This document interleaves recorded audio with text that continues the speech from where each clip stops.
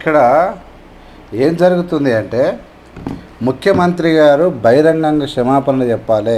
GHMC కార్మికులు పని చేస్తలేరు, హైదరాబాద్లో చెత్త పేరుకపోతుందని ముఖ్యమంత్రి గారికి కంప్లైంట్ వచ్చింది. హైదరాబాదు రేవంత్ రెడ్డి వచ్చినాక బాగా చేస్తలేడు అని చెప్పి ఒకటి వచ్చింది. ఇంతకుముందు కూడా హైదరాబాదు కొన్ని సందర్భాల్లో హైదరాబాద్లో చెత్త పేరుకపోవడం అనేది కామన్ అయిపోయింది. ఈ విధంగా అంటే గత ప్రభుత్వము కేసీఆర్ ఆధ్వర్యంలో సోమేష్ కుమార్ ఉన్నప్పుడు 5,000 ఆటోలు పాత ఆటోలని తీసేయమని చెప్పారు వాళ్ళే. ఆ ఆటోలు ఏం చేసినా కూడా తెలియదు. గత ప్రభుత్వము 5,000 ఆటోలను ఫ్రీగా ఇచ్చింది. 5,000 ఆటోలు ఫ్రీగా ఇస్తే ఆ ఫ్రీగా ఇచ్చినటువంటి ఆటో వల్ల డ్యూటీ ఏంటి అంటే ఆ ఆటోలు ఫ్రీగా తీసుకుపోయి ఇళ్ళల్లో అపార్ట్మెంట్ల దగ్గర ఉన్నటువంటి అంటే వాళ్ళు చెత్తను తీసుకుపోయి తడి చెత్తను పొడి చెత్తను వేరు చేసి అది గ్యారేజ్కి తరలించాలి, ఆ ఆటోల పని. కానీ ఇక్కడ ఏం జరిగిందంటే ఆ ఆటోలు ప్రభుత్వం ఫ్రీగా ఇస్తే అందులో మధ్యవర్తుల ఆటో డ్రైవర్లు కొంతమంది లీడర్ ఉంటారు కదా, దళారులు, వాళ్ళు ఒక్కనొక్కనికి 5 ఆటోలు 10 ఆటోలు అంట. ఇలా నేను అడిగిన కొంతమందిని అడిగితే ఏం లేదు, ఇందులో మ్యాక్సిమం 70% ఆంధ్రకు సంబంధించిన వాళ్ళు ఉన్నారు. వాళ్ళు 4-5 ఆటోలు పెట్టుకొని వాళ్ళను డ్రైవర్లను అంటే తెలంగాణ వాళ్ళను డ్రైవర్లుగా పెట్టుకొని వాళ్ళు ఫార్చునర్ ఇన్నోవాలో తిరుగుతున్నారు అని చెప్పి చెప్తే నేను షాక్ అయిపోయినా. ఇవాళ ముఖ్యమంత్రి గారు క్షమాపణ చెప్పాలంట.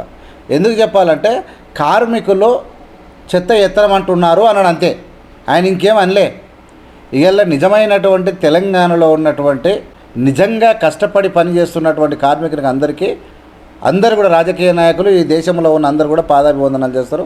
అది చేయాలి కూడా, అది ఖచ్చితంగా. ఎందుకంటే వాళ్ళు అంత కష్టము ఓర్చి అంత అంటే ఎలాంటి చెడు పదార్థమైనా వాళ్ళు తీస్తారు. అంటే దానికి ఒక ఓపిక కావాలి, దాన్ని మనం గౌరవించాలి. కానీ ఇక్కడ ముఖ్యమంత్రి గారికి ఎదురుగే స్థాయి ఎందుకు వచ్చిందంటే ఇందులో వాళ్ళని అడిగిన కొంతమంది నేను ఇంటర్వ్యూలు చేస్తా వాళ్ళను. వాళ్ళు ఏం చెప్తాను అంటే ఇందులో ఆంధ్రకు సంబంధించిన వాళ్ళే ఎక్కువ ఆటోలు దక్కించుకున్నారు. కొంతమందికి అయితే ఆటోలు 2 లక్షలు 3 లక్షలు డబ్బులు తీసుకొని ఇచ్చిర్రు. మిగతా వాళ్ళందరూ కిరాయి డ్రైవర్లను పెట్టుకొని నడుపుకుంటూ వాళ్ళు వీళ్ళు ఇళ్ళకి పోయి తీసుకురావాల్సిన చెత్త తీసుకురామంటే ఫంక్షన్ హాల్ల పోటీ హోటళ్ళ పోటీ పోతారు. వీళ్ళు హోటళ్ళకి ఫంక్షన్ హాల్కి పోతే ఆ హోటల్ వాడు ఏం చేస్తాడంటే ఒక 2,000 ఇస్తాడు రోజు, ఎక్కువ చెత్త ఉన్నాడు ఒక 1,000 రూపాయలు ఇస్తాడు. అట్లా 10 హోటల్ తీసినాం అనుకో 10,000 వస్తాయి రోజు. పెద్ద ఫంక్షన్ హాల్స్ ఉంటాయి హైదరాబాద్లో మొత్తం ఉన్న అంత చెత్త జమది కదా. ఎక్కడైతే ప్రైవేట్ ఫంక్షన్లు జరిగేటివి ఫంక్షన్ హాల్స్ కానీ హోటల్స్ కానీ ఇంకేమన్నా కమ్యూనిటీ హాల్స్ ఉంటే ఆ చెత్త తీసుకుపోవడానికి ప్రైవేట్ దానికి పోతారు వీళ్ళు. అంటే డబ్బులు తీసుకొని చెత్త తీస్తారు, అంటే డబల్ ఇన్కమ్ పొందుతూ ఉండరు. కాబట్టి ఇందులో జిహెచ్ఎంసీలో పనిచేసేటువంటి కొంతమంది లీడర్లుగా ఎదిగి వాళ్ళే ఫార్చునర్ అంట, కొంతమందికి ఇన్నోవాలు కార్లు 4-5 ఆటోలు పెట్టుకో, ఇవే చెత్త ఆటోలు గ్యారేజ్ ఆటోలు పెట్టుకొని వాళ్ళ హంగామా మామూలు కాదు. ఇలా హైదరాబాద్ నగరాన్ని తెలంగాణ కార్మికుడైతే తెలంగాణ పేదవాళ్ళకి ఆటోలన్నీ ఇవ్వాలి.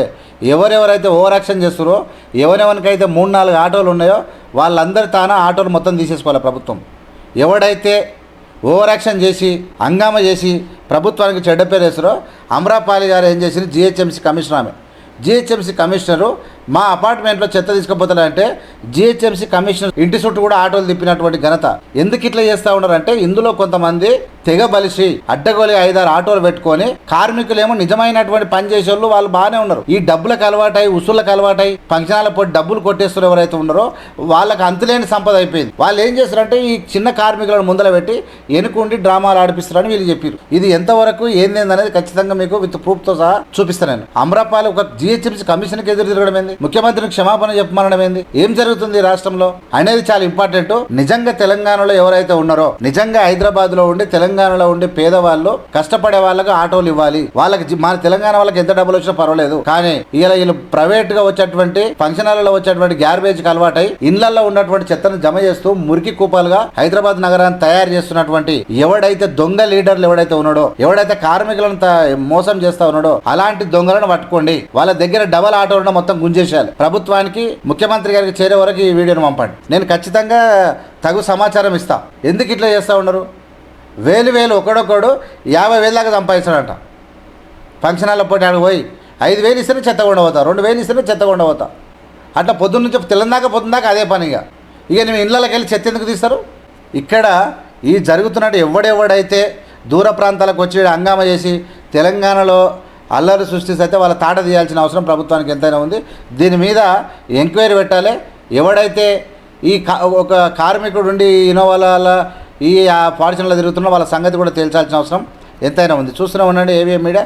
ప్రతి ఒక్కరు జిహెచ్ఎంసీలో ఉన్నటువంటి నిజమైన తెలంగాణ కార్మికులందరూ చేస్తే ముఖ్యమంత్రి గారి దృష్టికి పోవాలి. ఇది అందరూ స్టేటస్లో పెట్టుకుంటే ముఖ్యమంత్రి గారు చూస్తే పూర్తిగా ఎంక్వైరీ పెట్టిస్తాడు. ఖచ్చితంగా హైదరాబాద్ క్లీన్గా ఉంటుంది. ఈ రాజకీయం చేసే వాళ్ళు ఉంటే ఖచ్చితంగా ఏదో ఘోరమైన పరిస్థితి ఉంటుంది. చూస్తూనే ఉండండి ఏవిఎం మీడియా. ఏవిఎంఏ లైక్ చేసి, షేర్ చేసి, సబ్స్క్రైబ్ చేసి ప్రజలకు పంపండి. జై హింద్, జై భీమ్, జై భారత్.